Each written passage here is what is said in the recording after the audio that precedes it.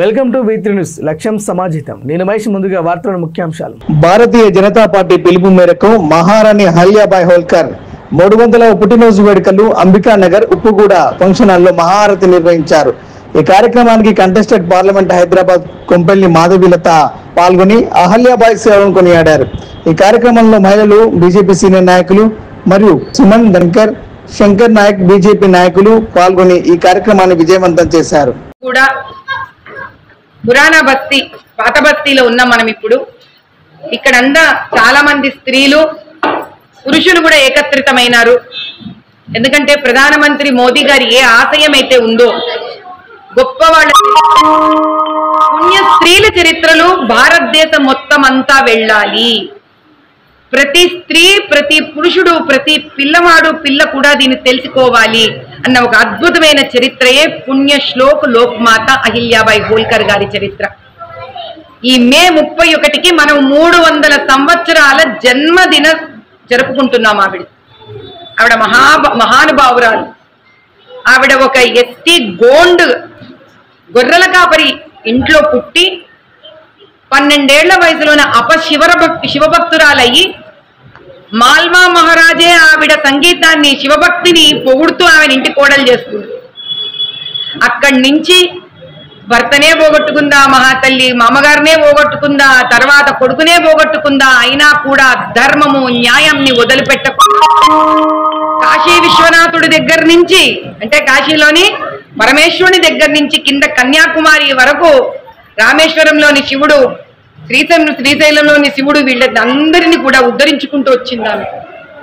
మహేశ్వరి పేరుతోటి కొత్త చీరలు మగ్గాల మీద తయారు చేసి స్త్రీలకు జీవనోపాధి కల్పించింది ఆవిడ. ఘాట్లన్నీ సాఫ్ చేయించింది ఆమె. గోదావరి, గంగా నది ఒడ్డులో, నర్మదా ఒడ్డుల మీద ఉన్నవి. ఆవిడ్ని చూసి ప్రేరేపితుడైన మన ప్రధానమంత్రి మోదీ గారు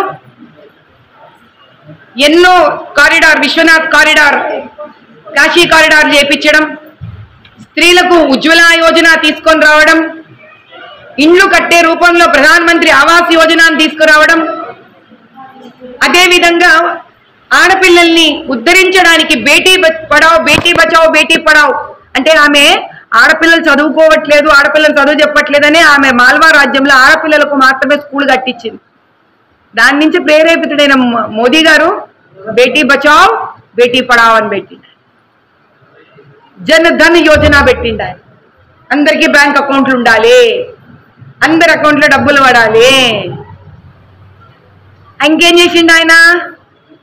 ముద్రా యోజన అంటే ఏంటి? ఆమె ఎట్లయితే సరే ఎప్పుడో తల్లి, ఆడకూతురు అయినా కానీ, ఒక బీదవాడైనా కానీ, సరే నీకు నేను లోన్ ఇస్తాను అమ్మి, నువ్వు ముందు పో, ఏం చేస్తావో చెయ్యి, నువ్వు కష్టపడు, పైకి రా.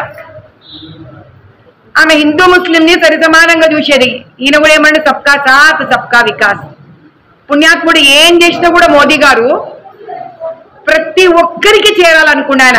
ఆయన ఏ యోజన మీద కూడా హిందూ యోజన, ముస్లిం యోజన అని పెట్టలేదు ఆయన. అందరూ బాగుండాలి, ధర్మబద్ధంగా ఉండాలి అన్నాడు. అన్ని ధర్మాలను ఆయన కాపాడిండు, అన్ని ధర్మాలను అదేవిధంగా స్త్రీలతో 500 మందిని ఆమె ఆర్మీలో చేర్పించింది. ఆమె టీం ఎవర్రా అంటే యుద్ధం చేయనికి 500 మంది స్త్రీలు. ఆయన కూడా మొట్టమొదటిసారి ఆయన ఆధ్వర్యంలో నేషనల్ డిఫెన్స్ అకాడమీ NDAలో ఈ సంవత్సరం మొదటిసారి ఆడపిల్లల టీం బయటకు వస్తుంది. ఇన్నేళ్ల నుంచి మనకి స్వాతంత్రం వచ్చిన 75 ఏళ్లలో టీం రాలే. మొట్టమొదటిసారి ఆడపిల్లలకు పర్మిషన్ ఇచ్చి NDAలో చేర్పించి ఫస్ట్ టీం ఇప్పుడు బయటకు వస్తుంది, ఆడపిల్లల టీం. అంటే ప్రధానమంత్రి మోదీ గారు కూడా అహిల్యాబాయి హోల్కర్, లోక్మాత పుణ్య శ్లోక్ అహిల్యాబాయి హోల్కర్ నుంచి అంత నేర్చుకున్నాడు ఆయన. దేశ ప్రధానమంత్రికే నేర్చుకోవడానికి అంత ఉంటే మనందరికి ఎంత ఉంటుందమ్మా నేర్చుకోవడానికి. మనలో ప్రతి స్త్రీ అహిల్యాబాయి హోల్కర్ అనుకుంటా ఆయన. అందుకే స్త్రీలకు 33.3% ఆయన రిజర్వేషన్ పాలిటిక్స్ ఇచ్చిండు. ఎందుకని? ఇట్లా ఇస్తేనన్నా ఆడవాళ్ళ మధ్యలో అహిల్యాబాయి హోల్కర్లు బయటకు వస్తారేమో, వాళ్ళకి అప్పచెప్తే దేశం అద్భుతంగా ముందు పోతుందనే నమ్మకం ఆయన. అటువంటి మహారాజు మనకు దొరకడం మన అదృష్టం. కానీ ఇది ప్రజాస్వామ్యం. పాతకాలం అయితే అంటుంటే నేను 500 సంవత్సరాల క్రితం యథా రాజా తథా ప్రజ అంటుంది. కానీ ఇప్పుడు యథా ప్రజ తథా రాజా. నువ్వు ఎట్లాంటి రాజుని ఎంచుకుంటావో అటువంటి రాజు తయారవుతాడా. అటువంటి రాజు మళ్ళీ అటువంటి ప్రజలను తయారు చేస్తాడు. కాబట్టి రాబోయే కాలంలో తెలంగాణ ప్రజలందరికీ ఒకటే విన్నపం, ఈసారి ఎంచుకునే రాజుని ఆలోచించుకుని ఎంచుకుంటాం.